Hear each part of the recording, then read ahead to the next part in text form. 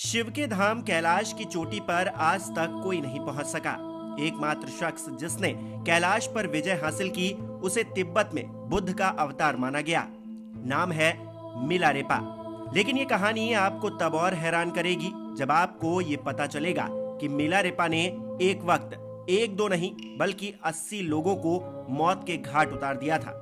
जी हाँ, आपने बिल्कुल सही सुना। पूरी दुनिया जिसे संत के नाम से जानती समझती है, असल में उसके इतिहास के पन्ने खून से सने हैं। पर एक कातिल कैसे संत बन गया, ये कहानी भी बड़ी दिलचस्प है। बताया जाता है कि 11वीं सदी में मिलारेपा का जन्म एक संपन्न परिवार में हुआ था। कम उम्र में ही उनके सिर से पिता का साया उठ गया। पिता की मृत्यु के बाद मिलारेपा के चाचा ने उनका सब कुछ हड़प लिया और फिर मिलारेपा समेत उनकी मां और छोटी बहन के साथ नौकरों जैसा व्यवहार किया। अपने चाचा के दुर्व्यवहार के चलते मिलारेपा बदले और गुस्से की भावनाओं के साथ बड़ा हुआ और वयस्क होते ही घर छोड़कर भाग निकला। बाहरी दुनिया में कदम रखते ही सबसे पहले उसने तंत्र विद्या सीखी और कुछ तांत्रिक क्रियाओं में महारत हासिल कर ली। सालों बाद जब मिलारेपा घर वापस लौटा तो उसे पता चला कि उसकी मां और छोटी बहन चल बसे हैं। ये सुनकर वो आग बबूला हो गया और बदले की आग में जलने लगा। कुछ वक्त गुजरा तो मिलारेपा को पता चला कि उसके चाचा के बेटे की शादी होने वाली है। बस फिर क्या था, मिलारेपा को मौका मिल गया और उसने अपनी तांत्रिक शक्तियों का इस्तेमाल कर शादी समारोह में आए करीब 80 लोगों को मौत के घाट उतार दिया। चाचा से अपना बदला लेने के बाद मिलारेपा खुश तो बहुत हुआ, पर धीरे धीरे उसे पछतावा भी होने लगा और वो अपराध बोध से ग्रसित हो गया। इससे मुक्ति के लिए उसने संतों की शरण लेनी चाहिए, पर बात नहीं बन पाई। फिर एक दिन उसे गुरु मारपा का पता चला और वो उनसे मिलने पहुंच गया। मारपा ने मिलारेपा से मुलाकात के बाद उसकी कड़ी परीक्षा लेने का मन बनाया। इसलिए कुछ लोग मारपा को अहंकारी भी मानते हैं।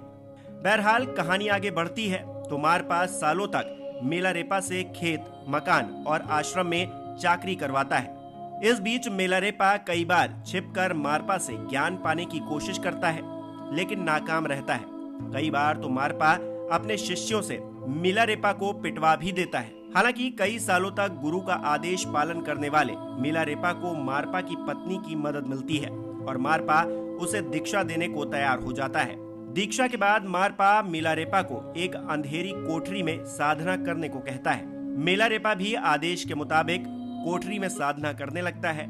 एक दिन साधना करते हुए मिलारेपा को सपने में देवी डाकिनी दर्शन देती हैं और कहती हैं कि वो अपने गुरु मारपा से उस ज्ञान के बारे में पूछे जिसके बारे में उसने नहीं बताया। कठोर साधना के तीसरे दिन मिलारेपा जब ये प्रसंग सुनाने के लिए मारपा के पास पहुंचता है तो मारपा स्वीकारता है कि उस ज्ञान के बारे में उसे भी कुछ नहीं पता। इस ज्ञान की गुत्थी को सुलझाने के लिए मिलारेपा को लेकर मारपा अपने गुरु नारोपा के पास भारत पहुंचता है। मारपा की बातें सुनने के बाद नारोपा तिब्बत की दिशा में सिर झुकाकर कहते हैं, अंधकार में डूबे उत्तर में आखिर एक प्रकाश दिखा। इसके बाद नारोपा मारपा और मिलारेपा को जीवन के संपूर्ण ज्ञान के बारे में सब कुछ विस्तार से बताते हैं। इसके बाद मारपा और मिलारेपा तिब्बत वापस लौट आते हैं और मारपा गुरु के बजाय मिलारेपा के शिष्य बन जाते हैं। इसके बाद मिलारेपा ने लंबा जीवन जिया और अपने ज्ञान को करोड़ों लोगों तक पहुंचाया।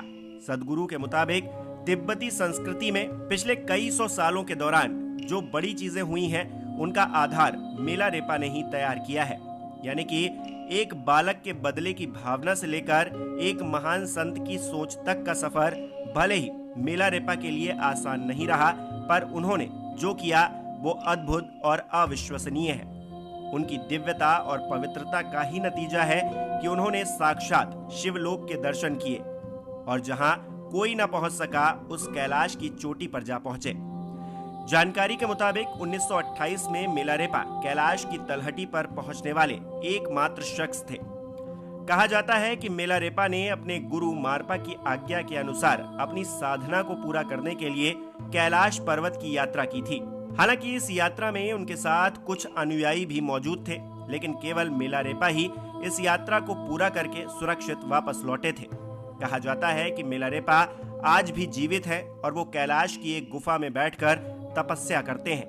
हालांकि इस बात में कितनी सच्चाई है और कितना फसाना, इस बात की पुष्टि अभी तक कोई भी नहीं कर पाया है और ये भी एक रहस्य बनकर हम सबके सामने है। जोर से बोलो हर हर महादेव।